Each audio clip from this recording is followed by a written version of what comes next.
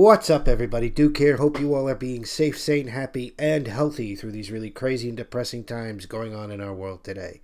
Welcome back to another episode of Paranormal Road, our podcast where we talk everything paranormal and try to come up with whether or not we feel it is real or if it's in fact a hoax. Last week we began our podcast adventure talking about two very influential people within the paranormal community, Ed and Lorraine Warren. If you missed that episode last week, link to that episode is in the description box below. Make sure you check it out. Show it some love. This week's topic is one of legend. This topic has a legend throughout the world, but we're going to be focusing right here on these stories here in the good old United States, and that is the legend of Bigfoot. Is it real? Or is it just a hoax? Joining me, as always, my good friend from the great state of Texas and co-host Dave. Dave, welcome back to the show, man. Good to be back. I'm thinking this is going to be a fun topic.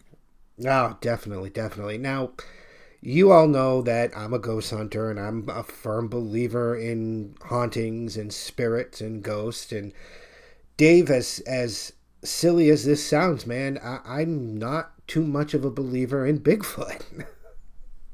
Well, a lot of people are not. It's something that is not going to be mainstream until one is found, if they do exist. I am a believer, but I also believe that one needs to be found, studied, documented, just to put it to rest. And they're not going to be coming out of the woodwork once they find one, but it would be nice to find one just to put the naysayers to rest. People that don't believe, that's great. People that do believe, that's great. But we need to know one way or the other. Oh, definitely. I mean, you're talking about a legend that dates back, what, to the Native Americans? Yeah. It's that was a big part of their lore, of their life. They believed that what they referred to as the hairy man, just in different languages, and we'll call different things, but it all basically boiled down to hairy man. And they believed that they lived alongside of this thing in peace, and they did everything that they could to live in harmony, not to disturb it. And they believed about it, and they still believe it to this day.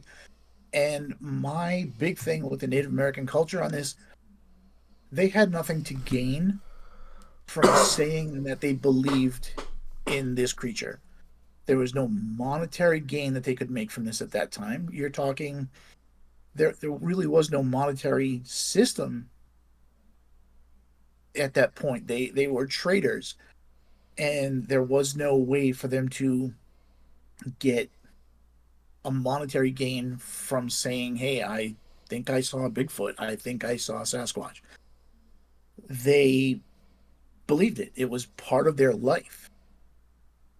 It's funny, and you were 100% right about that. They had nothing to gain from proving whether or not Bigfoot existed. But when you look at today's instances where we have so much technology as far as video cameras go, photographs, we even have drone abilities. Yet, for some odd reason, to this day, nobody can get a clear video or a clear photo of this creature.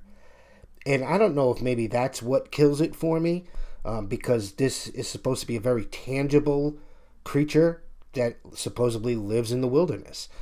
So you should be able to go out into the wilderness with a camera and snap a photo of this thing, but yet nothing is clear. It's all blurry, or this thing is hidden behind trees. Why do you think that is? The hidden behind trees, I think people are deeper into the forest than the onlooker, the person watching the video, actually believes. I think a majority of the population that watches this kind of content, and they see this and they're like, well, look at it. It's, 50 yards away. It's in thick trees. In their brain, and this is just my opinion, is they're thinking this thing is right off of a trail or right off of a road. I think these people are just deeper into the woods, into the forest than most people think. Now, I'm not defending these grainy footage, these grainy films. I too look at some of these and I go, that's ridiculous. You're right. I mean, an iPhone, an Android phone can take, movie quality videos, but yet when it comes to Bigfoot, it's grainy, blurry, and shaky. Oh, I, exactly, dude. and I think a majority of these are fake. That way you're looking at a grainy, blurry video, and the person that took this video is going, "Well, I couldn't get it in focus," or there's a million reasons just to cover up their fake. That's the thing. Every time you hear somebody talk about the video or picture that they took, well, I couldn't get into focus, or I was shaking too much, or they have every excuse under the sun. And Right. just to look at some of this footage, I mean, what was it? Was it they call it the Patterson video from what, the Yeah, 70s or the it 60s? was 1967 Patterson Gimlin footage. It was shot in California, and that was shot, on it was a moving picture film camera. We're not talking anything digital. We're not talking even VHS quality. This was home videos in the 60s. And if you clean up that footage, which everybody and their brother has done at this point, and you can see all of them on YouTube, they actually look better than some of the footage that you find today. Honestly, when I first saw that footage, I was shocked because I said to myself, that's got to be the best Bigfoot video I have ever seen in my life. And to find out that it was done back in the 60s made You me know, it's laugh, dude. it's funny you say that because today, in 2024, it is still considered one of the best Bigfoot video footage of all times. I remember And you're they talking, did a documentary on that, trying to figure out if it was real or fake. And they were able yeah, to prove that that was real. yeah. There's a lot of the way the body moves, the spacing in the stride. It's and you can in the cleaned up footage, you can actually see muscle movement. Excuse me. Whereas if that was a suit, it wouldn't have been so formed like a body. It would have been baggier. It would have been almost clunkier looking as this creature moved. But if in the cleaned up footage, you can see muscle movement. You can see the muscles in the back move when the body twists to look back at the camera. It's compelling footage. It's still, like I said, in 2024, some of the best video footage we have of a supposed Bigfoot. Yeah, just some of the best footage I've ever seen. And like I said, with all the technology we have today compared to what they had back then, we have people going out there taking videos, taking photos, and it's the crappiest production that I've ever seen. Not to mention, you know, videos and photos are pretty much the only evidence you're going to get. I have a hard time believing in the footprints, and I'll tell you why. You got people that go out there who, a lot of people are out trying to make a quick buck, right? So, how hard would it be for, say, you and me to go out into the middle of the woods after a rainy day and just produce a footprint? It would not be hard for us to do it at all. Exactly. Um, but there are people, for example, there is a professor at the University of Idaho. His name is Dr. Jeff Meldrum. He is a PhD in anthropology and biology, I believe. I could be wrong on the biology part, but does have two PhDs. And he is probably the world's biggest believer in Bigfoot. And he has a collection of casts, footprints that he's collected from all over the country. And some of them obviously fakes, and he will tell you, this one's a fake. But there are some where they find dermal ridges, which are your fingerprints. Your fingerprints are dermal ridges where you have the same thing on your feet. Well, so don't apes and gorillas. Hmm. And they have found some of these casts to have dermal ridges. There was actually one where they cast what they thought was where a Bigfoot had gone to sleep. They found an impression in some soft ground. They cast the areas that they thought, and basically what they came up with on from the casts was that this Bigfoot, if in fact that's what it was sleeping on its side. They got an imprint of a hand, a foot, and actually a whole upper thigh. And it's that would be hard to fake, in my opinion. I mean, you're going to go out, a day's hike into the middle of the woods, find a spot where you think looks like a Bigfoot nest, lay down, make this impression, get up, leave, and hope somebody comes in there and finds it. That's going, the distance for a hoax. It's one thing if I'm gonna, try to pull a prank or a hoax on somebody, but I will not go out of my way to do to that extent. You know what I'm Right. saying? Like that's I'm just not saying insanity. I'm not saying there aren't people that wouldn't do that, because believe me, I'm sure there are people that would do that. I'm But sure there are too. that's a lot of work to hope someone comes across what you did. Oh yeah, that is a lot of work. But I don't know, man. Like I said, all these people that find these footprints and that produce casts of them, I find it hard to believe that that's really a Bigfoot or a Sasquatch footprint. But Well, there was a woman in Woodstock, Connecticut in 2009, and she had gotten up in the middle of the night to go downstairs to get something to drink. She came downstairs, poured herself a glass of milk, turned to look over her sink where she saw two eyes staring back into the house at her. really, And yes, she immediately ducked down behind the counter, um, thinking probably that it was an intruder, if I had to guess. yeah, Um, and finally ended up running back upstairs, told her husband the next day. I think it was her son had come over, and they found two footprints directly beneath the kitchen window. Now, here's the catch to this: the kitchen window is 8 feet off the ground from the outside. really. Yeah. So if there are two eyes staring at you 8 feet off the ground, and you find two prints in the mud, soft ground outside that window,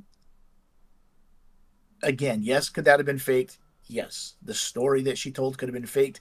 I just didn't see what she had to gain by it. She didn't become famous for it. She didn't become rich for it. She simply still told her story to the BFRO, which is the Bigfoot Research Organization, and they have chapters in all 50 states. Well, I don't think Hawaii, but I think let's just say for all intents and purposes, all 50 states. And they document these things, and they don't pay you for it. They don't make you famous. They just want to hear your story. They just want to hear your story. Now, this was Woodstock, Connecticut. Is this somebody you know, or was this something you just read about? I read it on the BFRO site. You just read it. I do Okay. know somebody that had a sighting. Really? Yes, a very close friend of mine, um, who would have no reason to make up a story like this to tell me. We've been friends since the fifth grade. Him and his son were out riding their four wheelers, and it was in Connecticut, close to the Massachusetts border. And they were coming down this trail, and there was an opening at this trail where you would pick up another trail to more or less loop back to where you started from. It was starting to get dark. You know how it gets darker in the woods faster than it does when you're not. Yeah, yeah, yeah. So it was getting a little dark. And when they came into this clearing, they looked across the clearing, and they saw this thing standing there. And they both just kind of looked at it for a minute. It looked back at them. It let out what he described as a huff or a grunt, swung its shoulders in the opposite direction, and walked right back into the woods. He looked at his son. His son said to him, "What did we just see?" And he said, "Let's get back to the truck." and they hightailed it out of there, got back to the truck, loaded up the four-wheelers, and went home. This happened, I'm going to say, I'm trying to think, maybe 12 years ago. His son was younger at the time. His son is now 21. Um, so, and again, he would have no reason to make this story up to me. This just happened one night. We started talking about this, and he told me about it over a couple of beers. It wasn't, hey, come over to my house. I got a story to tell you. It Yeah, was, yeah. So you know, you said this was close to the Massachusetts border. yeah, I mean, obviously, I'm not going to announce where I live, but I'm pretty close to the Connecticut border. Was it in my neighborhood? yes, it was still in Connecticut. It was, well, I'll tell you, it was in Danielson, Connecticut. Yeah, that's not far at all from me. No, Wow, really? yeah, yeah, it was in Danielson slash Killingly. It and like I said, it took place around dusk.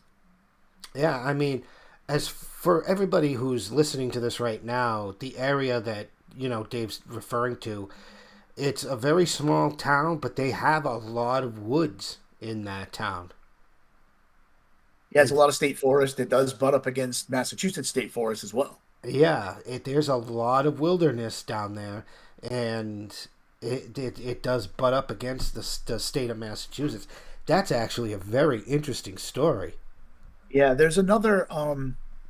If you go a little further into Connecticut, you come into a town called Brooklyn. Brooklyn's a very rural town, but it has a road that runs basically through the center of town and into Rhode Island, which is Route 6. I was reading a story about a man who was driving home from work at around 3 a.m. He was heading into Rhode Island from Connecticut on Route 6. Route 6 is 2 lanes each direction, so 4 lanes total. And as he was driving down Route 6, a creature just literally walked right out in front of his car. To his admission, he was speeding a bit and had to slow down when he saw it. Um, but he said it walked right out in front of him. It walked from one side right across, so it crossed all 4 lanes from one side of the woods, across the highway into the other woods. That's insane. Could you imagine 3 in the morning driving home? I don't even know what I would do, man. No, you're right, and I Like, like I like to think that it would happen to me one day, just so I can put it to rest in my mind. yeah, just so you can say You in know, your mind that, hey, you know what? I just saw a Bigfoot. I know this thing is not real. yep. So, my question, let's go on the assumption that this thing is real, right? There's obviously got to be more than one for it to still be seen to this day, okay? There's got to be an entire species of this thing. Now, what would a Bigfoot eat? You know what I'm saying? Like, what would it Yeah, do for food? there are some back and forths about this. There are a lot of people that believe that Bigfoot is an herbivore. It lives on berries, um, you know, reeds, things of that nature. And there are some people that believe it's carnivore, and it will ambush a deer or a raccoon, whatever it can get its hands on. I tend to lean more towards an herbivore only because in some of these states that are more out towards the Midwest or in the western part of the country, there are a lot of sightings in the spring when the berries are blooming. I don't know if that's the correct term to use for berries, but when the berries are coming in, there's a lot more sightings, and it's probably because they're foraging for more food. But again, that's just my opinion. But there are, you know, unfortunately, if you find a dead animal in the woods, you're lucky. It doesn't matter what it is. If a deer, a raccoon, a squirrel, because as soon as an animal dies, scavengers take over. So to say that if a Bigfoot does, in fact, so let's just say it ambushes a deer, eats what its fill, and moves on, well, the rest of that carcass is going to be consumed, and it's going to be consumed really quickly. Coyotes, Oh yeah, you're gonna have in coyotes, that bears, whatever. right whatever's in that region, in that area, Yeah, they're gonna and come they around go and fast. And believe it or not, you have other animals that will scavenge the bones. They will take the bones away and eat them in a safe location. So it's, I mean, I can honestly say, in all of my years of hunting as a deer hunter, I have found one dead carcass in the woods. And unfortunately for me, it was a dog, and it just kind of like made me feel bad. But I came oh, across I came across a carcass of a dog. It wasn't a coyote. I could tell it was a dog. The face was still recognizable. Um, but if you'd have gone back there in a week, that carcass would have been gone. yeah, easily, It easily. was half consumed when I saw it. So, So go on. assuming that this thing, see, I don't know if I want to believe that because it's supposed to be a gorilla type creature, right? I think we can agree on that. In theory, yeah, it's a In theory, bipedal, whatever. walks upright. It's there are a lot of people that think it's Gigantopithecus, which was a basically a gorilla that lived during, I can't remember which period it was. Basically, it's a dinosaur, era um, gorilla, and this thing reached, I think it was 12 feet tall. There's a lot of what people think it is. So yes, I mean it is. It is definitely, I mean, in my opinion, part of the ape species, part of the gorilla species, whatever you want to call it. Um, yeah, that's just my opinion. Well, I mean, gorillas eat what? Apes and gorillas, they eat what? Vegetables and fruits? Yeah, I yeah, mean, I'm not vegetation. vegetation. I'm not an Yeah, expert. I'm not going to claim to no, be. But would it be possible for for a Bigfoot to stick to strict vegetation, or do you think that maybe this thing would be gorillas do it. a meat eater? Again, I lean more towards the vegetarian herbivore, only because gorillas do it, and they're not small creatures. They're pretty No, big. They're no, pretty yeah, powerful, yeah, that's true. and They're not. that you get your protein from other sources. You know what I'm saying? Um, I don't. Listen. That's why I said I don't believe that Bigfoot is a carnivore. I don't believe that it kills and eats other living creatures. I think that they're herbivores. So, are there any stories, and I know there are some, but I can't think of, right now off the top of my head, where a person has actually come face to face with this thing? Oh yeah, there's a thousand of them, and the problem is there's never any real proof. You can find you know 100 stories in one quick Google search, but there's no real proof to back that up. Um, Now, if you want to talk about again in that same area in New England, in that Mass, Connecticut, Rhode Island area, there were two boys that were out riding their four wheelers in the Douglas State Forest, which is in Massachusetts, and they Douglas State Forest is right around 5,500 acres of just undisturbed wilderness. There's an old Boy Scout cabin out there, and there's a bunch of hiking trails, but for the most part, it is just forest. There were two boys that were out riding their four wheelers. They're on the edge of a swamp, and they found a footprint. It had rained the night before. Like I said, they were on the edge of a swamp, so it was going to be muddy anyway. And they got a couple of decent pictures of this footprint, but you never see that picture of someone that comes face to face. Again, unless it's again like going back to the fact that it's grainy, it's blurry, it's Well, yeah, I mean, I'm talking face to face, like Bigfoot comes up to you, stands next to you type encounter. I'm not talking, Bigfoot's almost a mile that way in a right. clearing, and I can see him looking at me.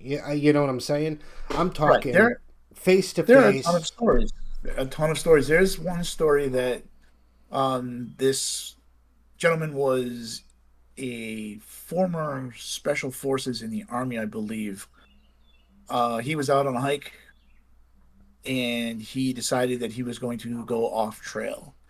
He gets off trail.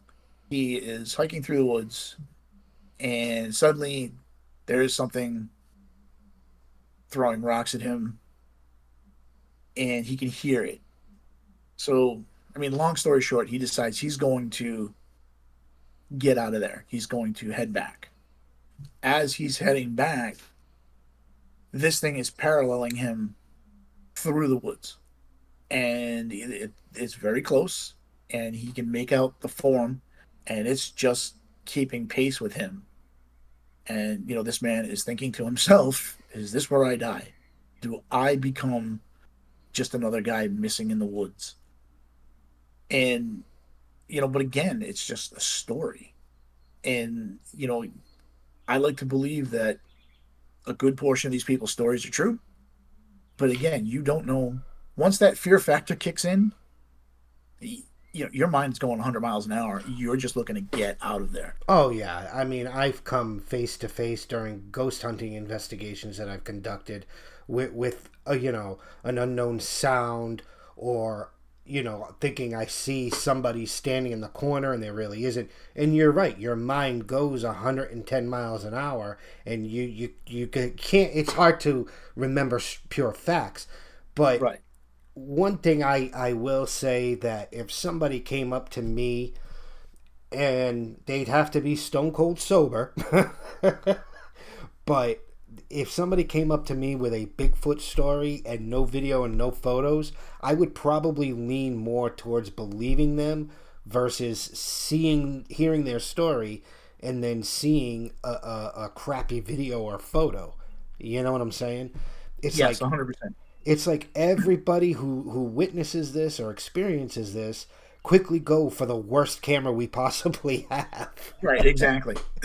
Hey, did you bring the camera from 1972 with you? Yeah, I did. Ex- Perfect. Get it out. exactly. And it's just like, really, dude, come on. You Wind up that know? 8 millimeter film. It's just, you're Ex- 100% correct. exactly. And another thing that kills me, if we get into it with some of the Bigfoot hunting TV shows out there, they never seem to capture any real proof themselves. No. And you always get the same thing. Next week, we've got the proof. Exactly. And then you watch next week and you see nothing. And then it's next week, we come face to face with the Bigfoot. And then you watch next week and nothing. Those shows, my opinion, again, my opinion only, they do way more harm than good to the people that are actually devoting real research to trying to find this creature. And yes, there are people that they're trying to find this thing, and they're doing it scientifically as best as they can, versus getting out there. You got a 6-person team, but you've got 5 other people behind you with cameras and recording equipment and all this stuff, and they're out there in the middle of the woods screaming, hollering, banging on trees, and yet it's hunting Bigfoot. Well, I'm sorry, but if that's the way you're doing it, you've never hunted anything in your life. When you hunt, you're quiet. You're trying to get it to come to you. I've watched these shows 100 times, and I've gone, really? I mean, you're just out there, whooping and trying to do tree knocks, and and they all of a sudden, did you hear that? Yeah, let me tell you something. I'm on my end of the television listening to this, and I can tell you right now, that was a coyote. That's the other thing. I know what a coyote sounds like. That's the other thing, dude. These guys are in the middle of the woods. That could be anything. Again, you want my opinion? I don't think they're as far in the woods as you think they are. They probably aren't, more than likely. But it's just, you watch these shows, and I always hope that they're going to find something. I think I was watching Josh Gates, Destination Truth. Yeah, one of my favorite TV series. He was out somewhere. I want to say it was chasing a Yeti, so to speak. He actually captured across. It was across a cliff. He captured a thermal video of an unknown creature on the other side of this ravine that he couldn't get to. But this thing, and I remember this episode so distinctively because there was like this little pulley system. You got in this bucket, and they both, him and his girlfriend, got in this bucket, and they got stuck halfway I across. remember that. Yeah, so they're shitting themselves, and but of course by the time they got across, this thing was gone. But honest to God, that had to be the best piece of evidence that I've ever seen, as far as any of these Bigfoot hunting TV shows go. Actually, in that same episode, I believe it was that episode, they find a track in a riverbed, and they cast the print. And when they got back to town, it made the news, and it became a huge deal. There's pictures of him all over the front page of the papers holding up this track, this imprint cast that he made. Well, it got to the point where the government of, I believe they were in Nepal, I could be wrong, came to them and said, yeah, you have to leave that here. You can't take that with you back to the United States. You have to leave that imprint here. And he ended Really? up, yeah. And so they allowed him to make a duplicate off of the actual cast, but they wanted the original. They would not let him take it with him. No kidding. Yeah. Wow, that kind of sucks. Yeah. I mean, you travel, three-quarters of the way around the world, and And yeah, to get you some find evidence, and something, yeah. you find nothing. Oh, But that sucks. yeah, that was, yeah, the government would not allow him to take the original imprint with him. Well, who knows whether or not Bigfoot is real? I do find it a fascinating subject to know that a creature like that could exist. And yes, there's still a lot of the wilderness that today we don't have a safe way of putting actual people in there to try to explore it because it's just too dangerous terrain. So I understand that part of it, but maybe someday, um, you know, who knows, some billionaire who has nothing better to do with his money will actually pay somebody to go out there and maybe at least capture one of these things just for study. Not to put in a zoo, but just to study this thing. Get some DNA evidence, something. Maybe get one hell of a photograph with this thing. But who knows? Well, I don't know about you, but it looks like we're out of time for this episode. Guys, I hope you enjoyed what we have for you today. If you did, hit that thumbs up button. Leave your comments in the comment section below. Don't forget to subscribe for more content. And next week, we'll see you guys again real soon. Dave, thanks for coming on, man. Always a pleasure. Always a pleasure. All right. Thanks, guys. Be good.